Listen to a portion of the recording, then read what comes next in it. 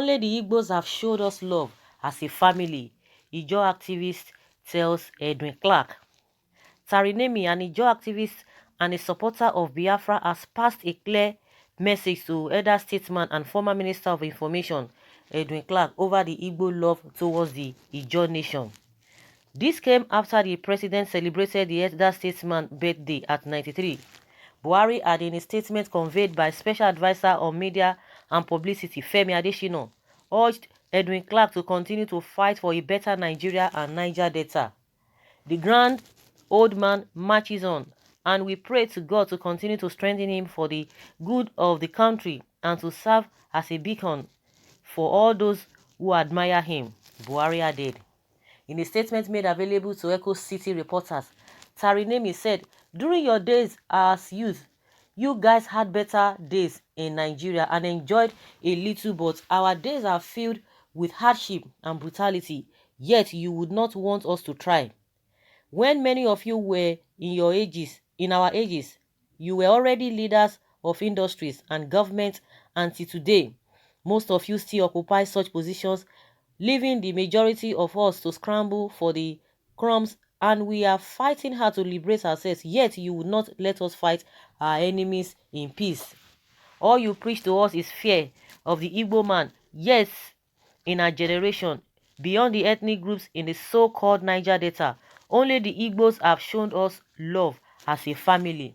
Our generation will continue to agitate for our freedom through Biafra with an alliance of documented agreements binding us, a feat you could not do with any group you supported with your lives in the past.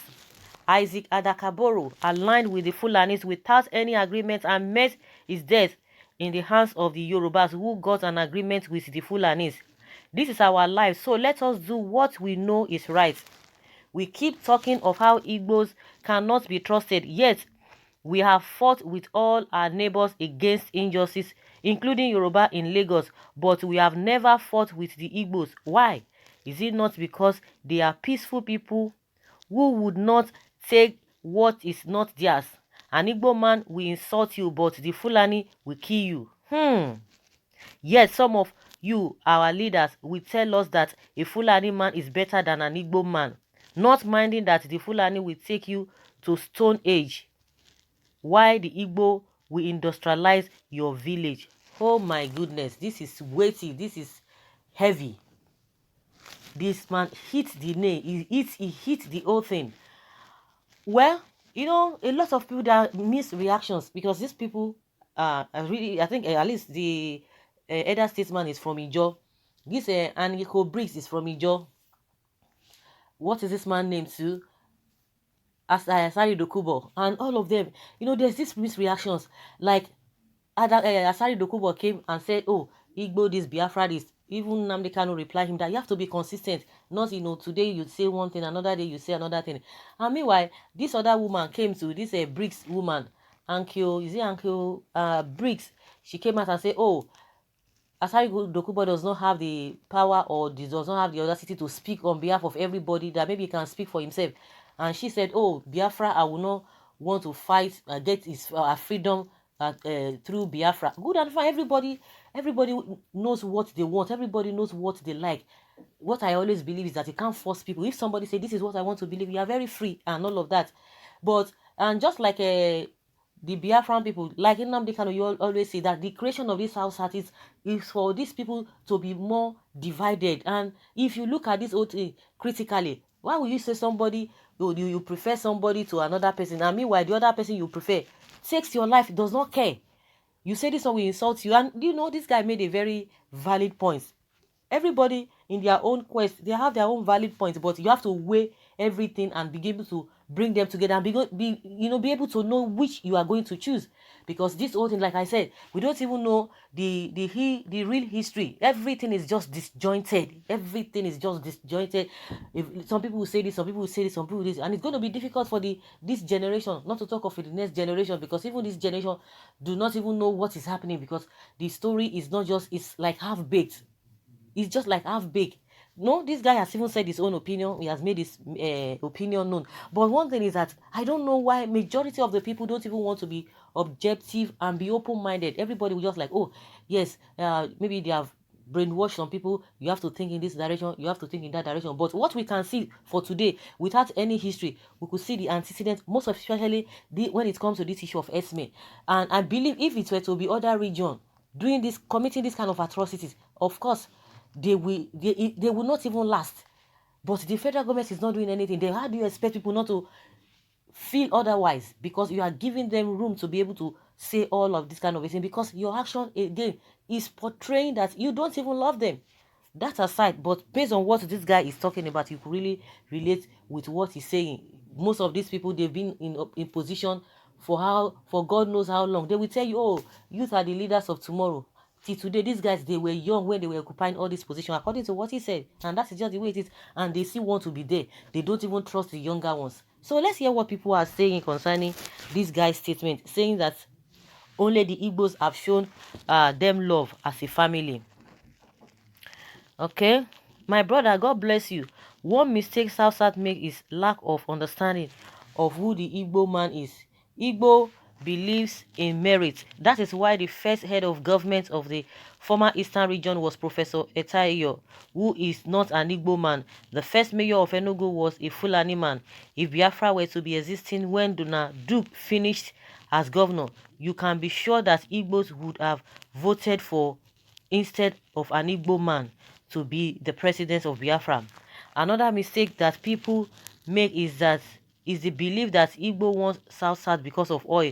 The Igbo I know is not interested in your oil, but in the fact that you are our brothers, which is the reason why they voted in mass for Jonathan with the aim of supporting their brother against Buhari, not minding the negative consequences which they now face.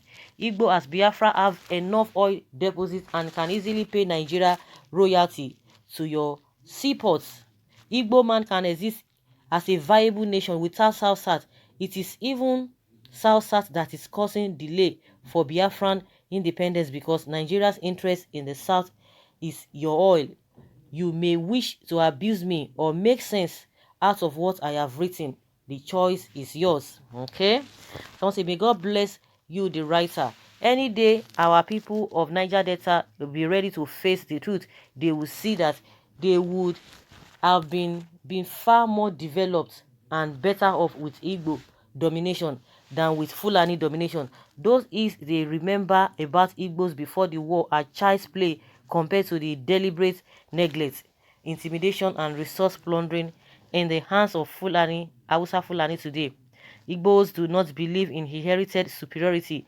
They have no born to rule mentality. The difference is that in one, they dominate your as of right, while in the other, you have a level playground to prove yourself. Okay, sounds a good talk. Tell the traitors they sow hatred between Igbos and our riverine brothers so that they will continue pick crumbs from the Hausa and Fulani. At his age, if Edwin Clark and his likes fail to join hands with Igbo to liberate our people from the grip of northern oligarchy, their names will be sorry. Wow, the Fulani will take you to Stone Age, while Igbo will industrialize your village. You can imagine. Backwardness is opposite of growth. 2. Development, civilization, scientific advancement, which the US and even the Chinese are using to intimidate black race, which Biafrans are in the verge to liberate us all in Africa. I came across a fuelless generator designed and developed by Umar here, born undergraduate. It was awesome. God bless you and your generation for telling them how it is. Sometimes I wonder what the reason for the Niger Delta's hatred for the Igbos. The truth is that even them has no genuine reason. They were just brainwashed by their enemies, and they keep passing the hatred from one generation to another without taking their time to ask this person that we hate, what is the offense against us. If it were to be my power, I could have loved to have a Biafran nation without the Niger Delta. Let them live with the Fulani people whom they love so much. Then they will know whom the real enemies are. They keep talking about oil. Then I ask, even with the oil, are they doing better than Igbo people? Of course, I don't even understand. There's no development. Go to Niger Delta or South. There's no development even with the oil, because they talk about it. Who are the people enjoying the oil? Because I don't understand this kind of brainwash. The people who they just manage to give little things are just the ones they call them Igbo, those who can carry whatever, and they are militants. They are the ones enjoying it. Then the rest people, what is the percentage of the so-called militants? What is the percentage of them? The rest people are just living in poverty. See, the whole place is just, so backward. And you talk about oil, and and that is just the way it is. I don't even know. I don't just know who is gonna tell these people the truth. And see the way now in Delta State now is now the epicenter of this esme doing all manner of things and nobody saying anything. It's unfortunate. So guys, let us hear your opinion. Leave your comment below, please, respectfully, and let's really learn from you. Thank you.